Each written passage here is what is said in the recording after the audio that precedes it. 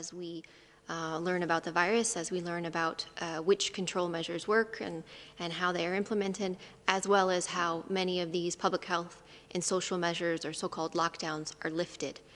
What we are learning from all countries that are starting to initiate the lifting of these measures is that they need to be done, the lifting of these measures need to be done in a slow and a staggered way.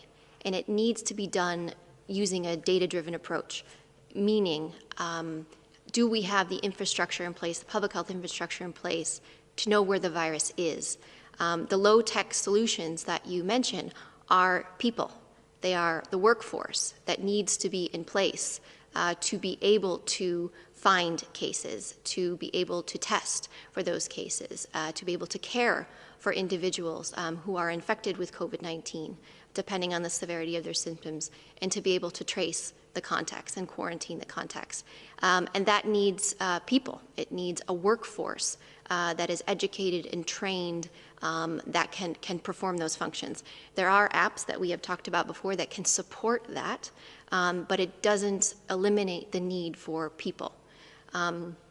What we are learning from those that are lifting the lockdown is that the ones that can do this well, the ones that are teaching us, they have the public health infrastructure in place. So in several countries in Asia, for example, in countries in Europe that are lifting these measures, what they're able to do is quickly identify cases and look at the metrics. How many cases are being detected? What do the bed occupancy look like? What are the numbers of deaths over time? What is the reproduction number? You know, there's certain criteria that need to be looked at. And that is something that all countries can do. But the best advice we have seen, what we have learned, is that it needs to be done in a slow way. Not all measures can be lifted at once, certainly not nationwide. Taking an approach of looking at where is transmission least and looking at that at a geographic level, but also doing it in a slow way. Yeah, and if I could just maybe add here, there's sort of a perception that all technology and all knowledge moves from north to south on this planet.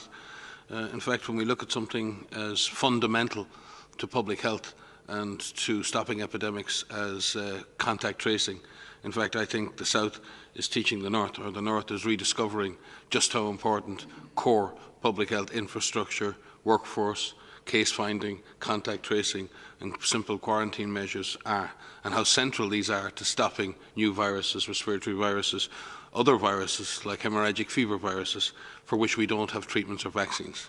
Our best protection against diseases for which we don't have treatments or vaccines, for which we understand some part of the transmission dynamic and where we can break the chains of transmission. And we'd like to thank those countries in the South, particularly those countries who face these types of epidemics over the last number of years, who've really honed the techniques for efficient case finding and contact tracing.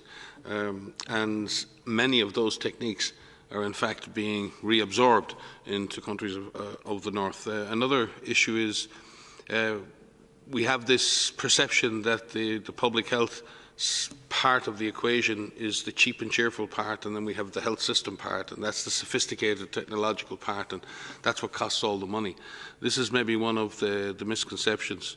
We have fundamentally underinvested in the public health architecture in all countries, North and South. And many countries have found that when they went looking for the public health system, when they went looking for the public health workforce, when the system needed to quickly find cases, investigate clusters, track contacts, we didn't have that architecture in place in a lot of countries, North and South.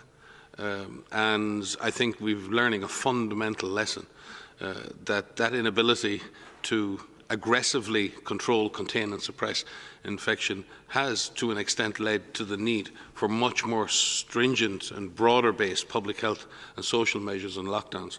And we've seen in countries, and I think one of the analyses we've been doing here, we've been looking at the experience of countries, and countries have been coming and working with us at the different combinations of responses that countries have used, from the surveillance to the community engagement to physical distancing to all of the different measures. And what appears to be successful is not that every country who was successful did everything perfectly. It's that countries that have been successful have moved early and have used a combination of responses with public health surveillance at its core, case finding, tracing, testing, and those key components of public health response. And I think the lesson we need to learn everywhere, it's not what can other countries learn, even in countries who've just had a big epidemic and may have a second wave at some point in the future, we need to be absolutely sure the public health surveillance architecture, the public health surveillance workforce, that these are core investments we need to make now. We don't have time to wait to build a public health workforce, and we thank those countries in the south, particularly those countries in conflict, who've kept alive the concepts of contact tracing and in which we've learned and honed the techniques for doing that efficiently. Many thanks for this answer to Nicolas from Jeune Afrique. Next question.